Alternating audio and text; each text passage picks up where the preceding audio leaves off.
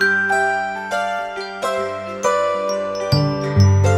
y'all, welcome to Restless Chipotle Kitchen, and today I'm going to show you how to make a Dutch apple pie that would make your grandma proud. Head over to the kitchen and let's get started. So one thing that you want to remember about any kind of apple pie is that it will always be better if you use a variety of apples. So the ones that I like best is a combination of Granny Smith's, Honeycrisp, and Macintosh when I can get them. If I can't get the Macintosh, then I'll go with the Honeycrisp, the Granny Smith, and sometimes one other type that's tangy, maybe a Jazz or a Gala or something like that. But at least 2 different varieties. And if you have heirloom apples where you live, and you have different types other than what we get in normal grocery stores, try some of them, because you just basically want a combination of flavors, because that's what gives you the most apple flavor, is using several different types. So that's something that is good to remember. So we're going to peel our apples and slice them in pretty thick slices. You don't want it to be too thin, because if you slice too thin, then in the oven it's going to turn into mush in the pie crust, and you don't want that. That's also why you want to be careful about what type of apples you use, because Golden Delicious and Red Delicious will pretty much turn to mush when they're being baked. So keep that in mind. You want sometimes they're called pie apples, sometimes they're called baking apples. It's just good to kind of take a look at the list of apples that are available in your area and familiarize yourself with them, so that you can choose the best apple for whatever it is you're doing, whether you're baking a pie or a cake or making applesauce or putting them in your kids' lunches. We're going to need 8 cups of sliced and cored apples, maybe a little bit more. There's a lot of ways to core an apple. I just like to run my knife around like that and pop that middle part out. Other people do it with a spoon, you know, whatever way you want to do it. And then when you start slicing, you want your slices to be about like that. So there's my finger and there's the slice. They don't have to be perfect. Try to make them all the same size, because they'll cook more evenly that way.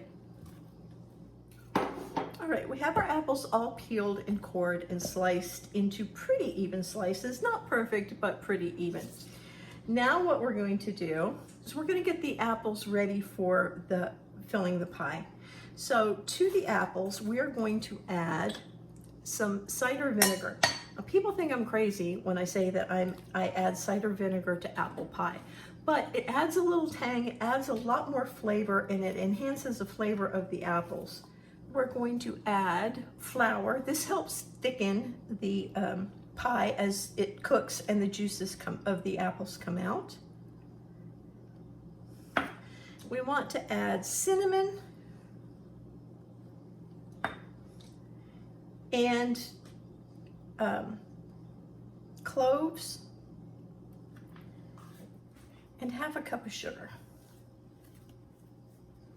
If you like brown sugar, the flavor of brown sugar, you can also use 1/4 cup of white sugar and 1/4 cup of brown sugar.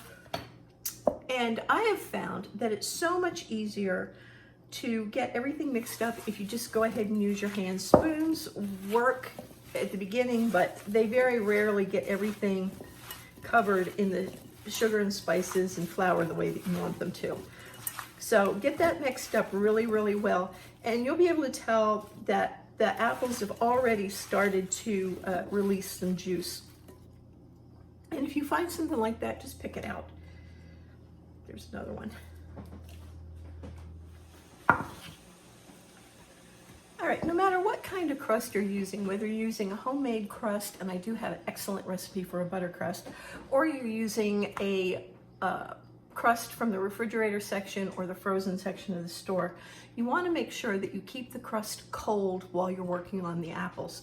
I always just slip mine right in the freezer, and that's why you can tell these the glass handles kind of fogged up, but that's why. But you want the crust to be very cold. So now we just add the apples to the crust.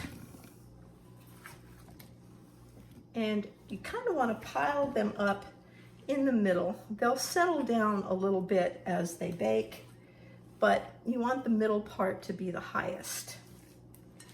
And I always like to have a little extra in the pie so that it's nice and full.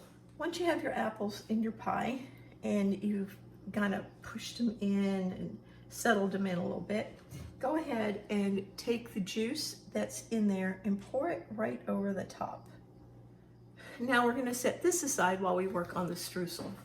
All right, we're going to make the streusel topping in a food processor. It just makes it so much easier. And what we're going to do is we're going to take some well-chilled butter and cut that in cubes. Now, obviously you can cut it in cubes and then chill it. It's probably better that way, but I wanted to show y'all about the size cubes that I was going to use. So just about the size of cheese cubes is what we're looking at, right? About like that. A little bigger, a little smaller is no big deal. All right, and then we're going to take the flour and put it right in there. And we're going to take sugar and put it right in there. And if you like cinnamon a lot, you can put a little extra cinnamon in there. And a pinch of salt. We're going to take the butter cubes and put them in the food processor 1 or 2 at a time and just give it a little pulse each time to get everything mixed up. So first we're going to mix it up. And then we're going to start dropping in the butter. And this is well chilled. So one. Now you can see that it's starting to cling to the sides and starting to stick together a little bit.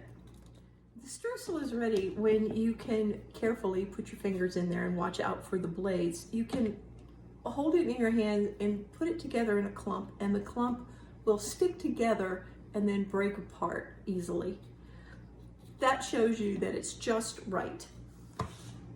Once that's all done, I'm going to carefully take the blades out because I don't want to cut my hand on them. And y'all know me, I would. And then you just want to sprinkle your streusel on top of the pie.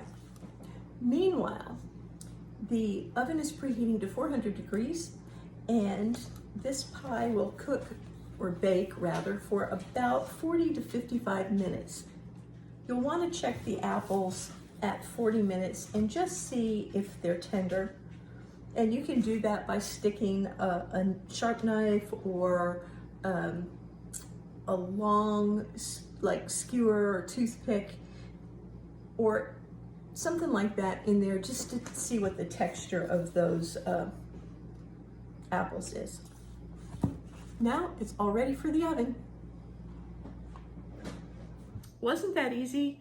Did you catch the tip about using several kinds of apples in your apple pie to give it more flavor? That's a good one, and I've used that method for years, and everybody loves my apple pies.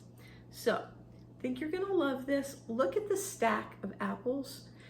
That's what you want in an apple pie. You don't want like a little flat apple pie. You want lots of layers of apples and spices and all the good stuff with that crumble on top. So good.